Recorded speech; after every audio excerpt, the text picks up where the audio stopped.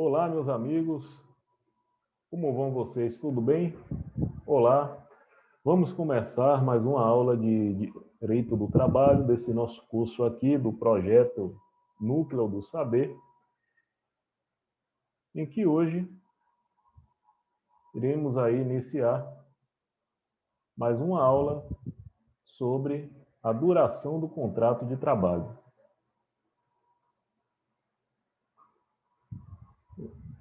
Tudo certinho? Perfeito. Eu espero que vocês estejam gostando da aula, aceite sugestões, desde que mantido o respeito, na verdade.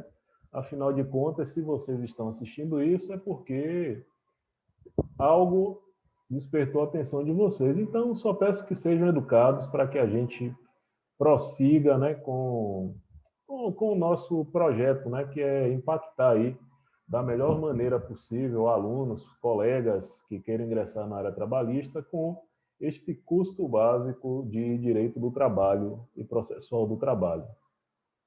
Claro que, desde já me deixo na reserva aqui, em ser humilde, né, para dizer que não sei de tudo, mas que procuro aqui, pelo menos, dar o melhor para vocês. E vamos começar. Duração do contrato de trabalho, ele está disposto aí no artigo 443 da CLT e seguintes. Contrato de trabalho, quanto à sua maneira, né, ele poderá ser acordado de forma tácita, que é verbal, ou também por escrito. Pode ser por prazo determinado, por prazo indeterminado. E aí é o seguinte, o contrato de trabalho com prazo indeterminado, ele é regra. Por prazo determinado, aqueles que têm um termo, né, tem um período de término, ele é exceção. E a sua vigência ele deverá ser prefixada, deverá ser também preferencialmente para execução de serviços específicos ou ainda a realização de um certo acontecimento suscetível, né, de previsão aproximada. Então, pode ser um evento esportivo, pode ser a contratação de um profissional específico para aquela habilidade que não tenha outro no mercado e após ele terminar de efetuar aquele determinado serviço, o contrato irá ser cessado. E também temos uma nova modalidade, que é o contrato intermitente. Esse contrato intermitente, muitas pessoas dizem que é a regularização do bico. E aí, claro, que a licença poética para cada um. Esse contrato em si, ele foi, de uma certa maneira, adaptado do part-time job, que é um contrato do direito inglês, também utilizado em Portugal, em que o mesmo houve inúmeras críticas sobre quanto à forma desse contrato. E aí, claro, né, como essa é uma aula que não vai ser muito extensa, é uma aula de curto período, só para a gente tocar os pontos principais sobre cada tópico do direito do trabalho, eu peço que vocês pesquisem sobre o part-time job, tem textos em português, inclusive vocês podem fazer a busca informando sobre trabalho intermitente, pois lá terá diversas especificações sobre ele. E aí, quanto mais coisas vocês pesquisarem, melhor para vocês. Não fiquem só presos à aula. A aula realmente é muito pouco. Eu tento fazer o melhor na aula, mas eu sei que a aula é muito pouco. O que conta bastante é a visão de outros profissionais, de colegas aí que escrevam textos, militem na área. Então, que eu apenas seja um instrumento aí do sucesso de vocês, mas digo que sempre é bom vocês virem mais do que uma opinião sobre o tema, que isso daí irá engrandecer a habilidade de vocês e seu conhecimento. Então, já passamos da parte introdutória, indeterminada é a regra, e a exceção admitida aí o contrato por prazo determinado. Nos contratos por prazo determinado, temos aí regulados no 443, parágrafo 2º e 3º, como também suas alíneas. atividade de caráter transitório, empresarial transitório, principalmente aí festas juninas, festas de final de ano, que a gente pode especificar essas atividades de caráter transitório e empresarial transitório. Temos também o contrato de experiência, temos agora aí o contrato intermitente, o contrato temporário, que é bastante conhecido, né? Inclusive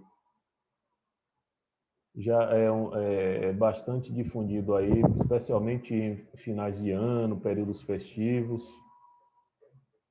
Temos aí também o contrato do trabalhador rural por pequeno prazo, na própria lei específica. E aí, claro, estamos aqui destrinchando os principais pontos e eu peço que, quando vocês fizerem o intervalo desta aula, antes de ir para a elaboração de questões, faça um estudo aprofundado, caso tenham tempo. Vamos seguir, mais uma vez, para o contrato por prazo determinado. Lembrando que o contrato por prazo determinado, especialmente da Lei 6.019 de 74, são atividades que indiquem acréscimo de pessoal, mas lembrando que jamais esse acréscimo de pessoal poderá superar as pessoas que já são do quadro efetivo da empresa. Já sobre o contrato de experiência, o mesmo pode ser efetivado até 90 dias. Este tipo de contrato é importante salientar aí para vocês que essa questão de 45 por mais 45 não é regra geral. Ele pode ser, por exemplo, feito por 30 por mais 60. Ou então, um caso que eu vi na parte prática, foi de 60 e após os 60 dias a pessoa já se tornou efetiva. Então, não precisa ser necessariamente aquela forma de 45 por mais 45. Ele pode ter várias vertentes, mas não pode ultrapassar de 90 dias. Inclusive, alguns empregadores, eles não gostam de assinar carteira durante o período de experiência, principalmente empregados domésticos, é o que eu mais vi na minha vida prática. E é importante dizer que o trabalhador, desde o início do seu trabalho, da sua prestação de trabalho, deve ter a sua inscrição feita perante doméstica ou e-social, ou então o e-social profissional para empresas, né, que já foi implementado. Desde o primeiro dia, o trabalhador deve ter sua situação formalizada.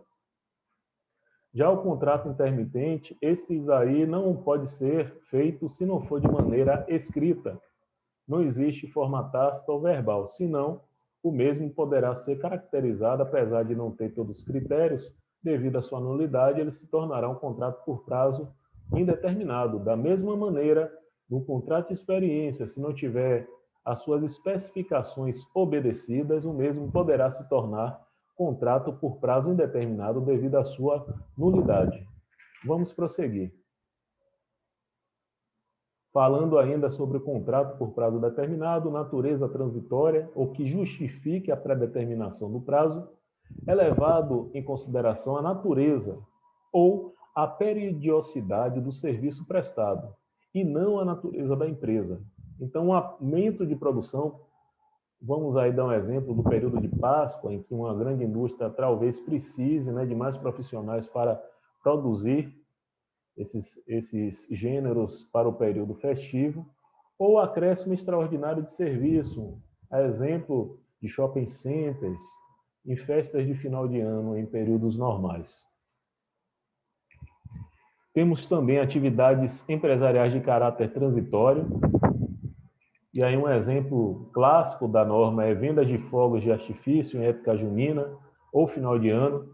O outro exemplo aqui que me veio à cabeça também foi na época de Copa do Mundo, em que, não sei se vocês conhecem, os estádios têm aquela cobertura bem peculiar.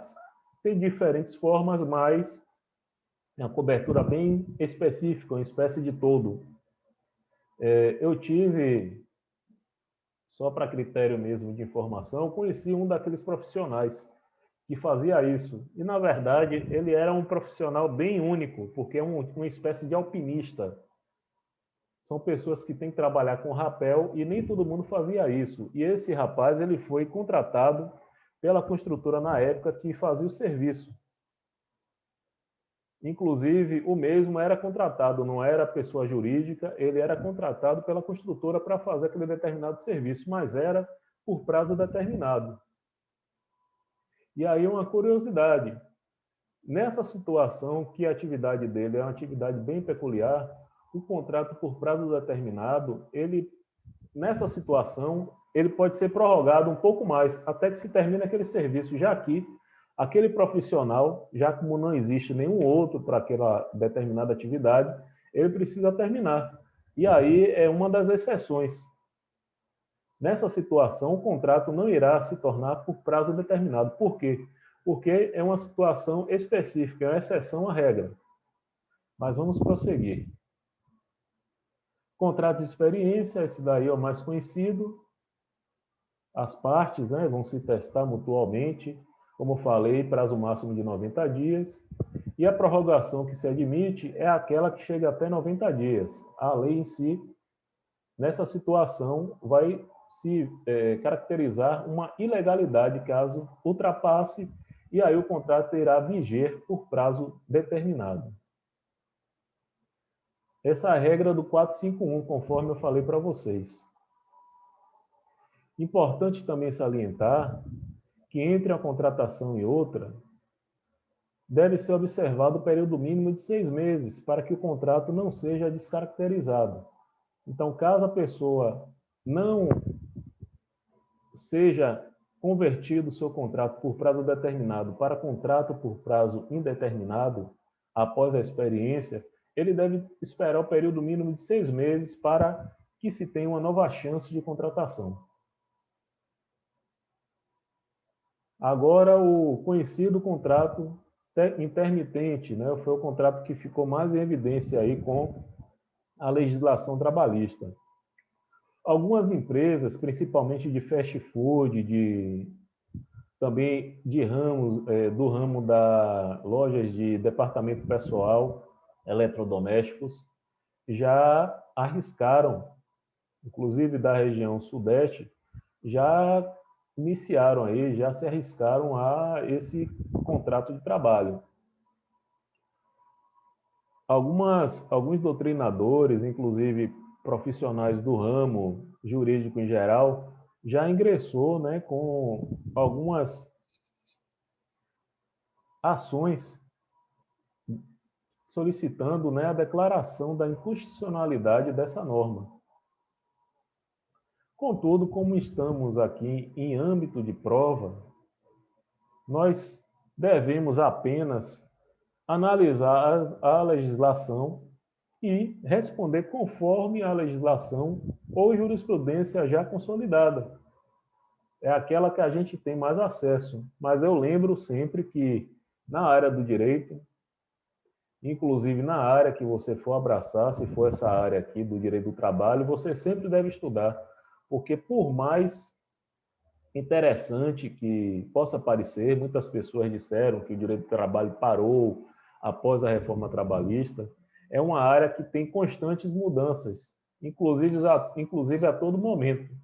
Então é interessante, inclusive aqueles que, de uma certa maneira, tenham largado, mesmo que de forma intermitente, o direito do trabalho, retornem a pesquisar, porque há inúmeras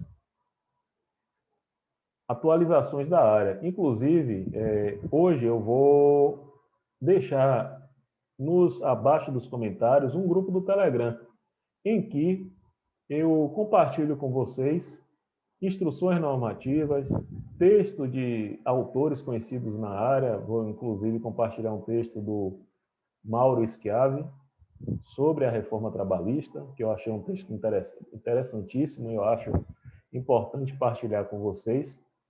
E aí eu vou compartilhar nesse grupo do Telegram os áudios das aulas e também textos, né, que eu julgo que são interessantes, instruções normativas, decisões dos tribunais, para que a gente não se atenha apenas à aula. É importante vocês terem esse conhecimento. Mas vamos prosseguir.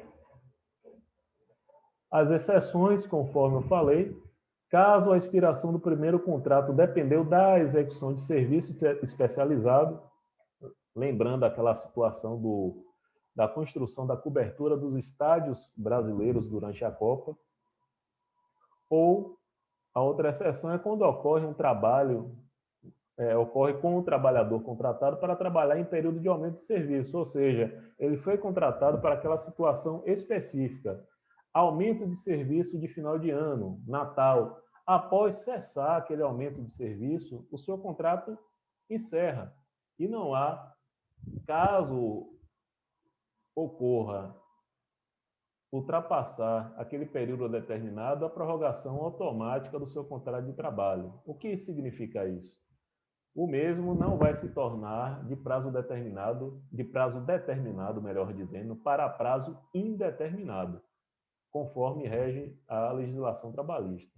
Essas exceções estão no artigo 452, na parte final da sua CLT, e é importante esclarecer isso também.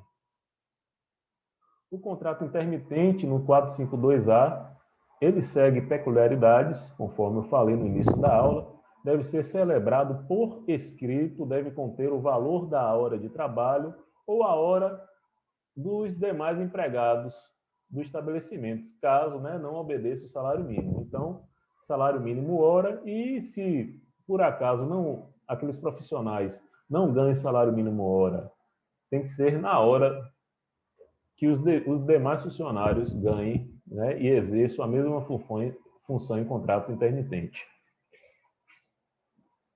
Referente à convocação. A convocação, por qualquer meio de comunicação eficaz, pode ser inclusive um aplicativo de mensagem, e-mail, telefonema, e o empregado ele tem um dia útil para responder. Antes, essa norma, inclusive, já passou por atualização. Logo na sua divulgação, se dizia 24 horas. Outra coisa também importante, caso o empregado descumpra essa convocação, o mesmo pagará uma multa de 50% da sua remuneração, que seria devida. Também essa multa pode ser paga de maneira compensatória sobre os dias que o mesmo prestar serviço. E outra coisa interessante é o parágrafo 6º, no tocante ao período de prestação de serviço. O empregado receberá o pagamento das parcelas seguintes: remuneração, férias acrescidas de 1/3, 13º e repouso semanal remunerado mais adicionais. Isso daqui funciona como se fosse uma mini rescisão. Então, ao final de cada período prestado, pode ser o mês ou quinzena, isso aí vai ser bem especificado pelo empregador, o mesmo já irá receber antecipação das suas verbas. Aí a pessoa pergunta, mas esse tipo de trabalhador não perderia seus direitos? É uma crítica que se faz de uma certa forma sim. Por quê? Porque o mesmo, ao terminar o seu contrato, ocorrerá que ele terá, por exemplo, as suas férias antecipadas, entre aspas. E quando chegar o período de gozo das férias, não terá o que mais usufruir, já que recebeu as férias de maneira antecipada. A outra questão também que se discute bastante nesse contrato intermitente é sobre as contribuições previdenciárias.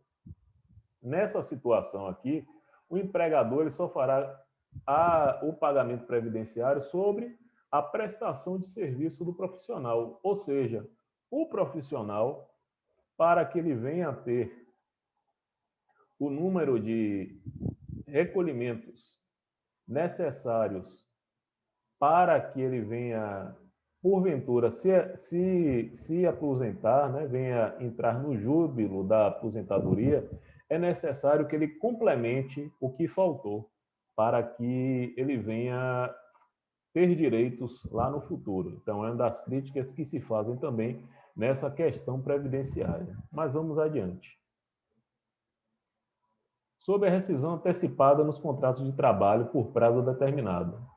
Ela segue o artigo 479, em que o empregador deverá pagar metade do que seria devido, ou seja, metade, 50% dos dias que faltariam para encerrar o contrato de trabalho. Vamos dizer que no contrato de trabalho de 45, prorrogável por mais 45, faltavam 10 dias para terminar o contrato de trabalho.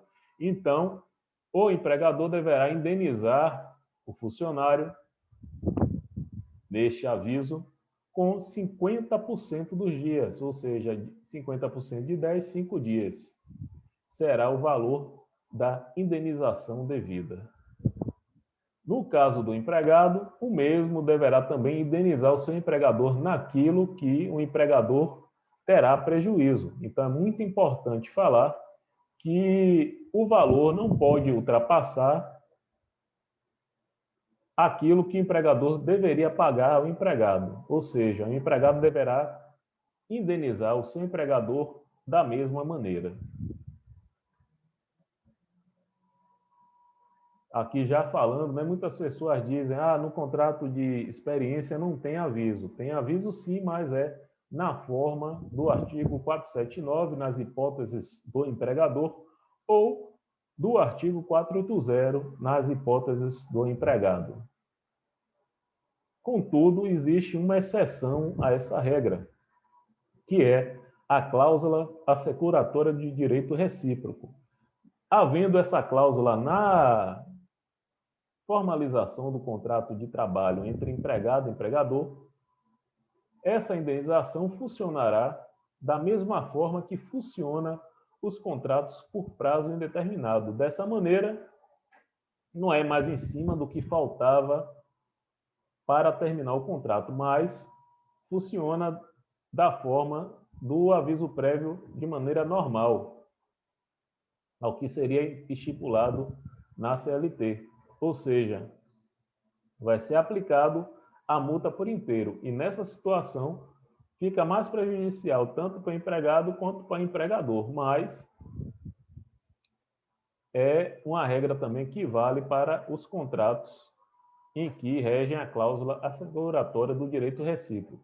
Isso ficará mais claro quando vocês pegaram a rescisão na prática, em que você verá que o funcionário estava no contrato por prazo determinado, mas você verá que há uma cobrança a maior. Aí você pode ver que lá embaixo, em letras miúdas, está escrito cláusula assecuratória do direito recíproco de rescisão. Para manter a praxe, vamos a uma questão aqui para fixar um pouco mais o assunto. Assina-lhe a opção de acordo ao contrato individual de trabalho regido pela CLT. O referido contrato somente poderá ser acordado de forma expressa, a gente viu, né, as formas, e a expressa é apenas uma delas, exigido forma especial para a validação e eficácia do contrato em apreço, motivo pelo qual não é permitida a forma verbal. Vimos também sobre isso.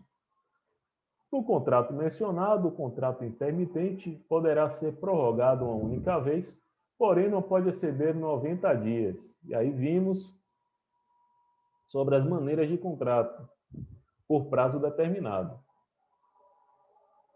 E, por fim, um contrato de trabalho por prazo determinado pode ser prorrogado uma única vez ou por igual período, no prazo máximo de 2 anos. E aí, gente, o que vocês acham? Qual é a resposta correta? Eu acho que, após as explanações que fizemos, a resposta já está muito clara. Eu peço a todos vocês que deixem a resposta nos comentários e qualquer dúvida eu terei, melhor dizendo, a melhor satisfação em esclarecê-los. Muito obrigado, até a próxima aula. Por aqui eu encerro.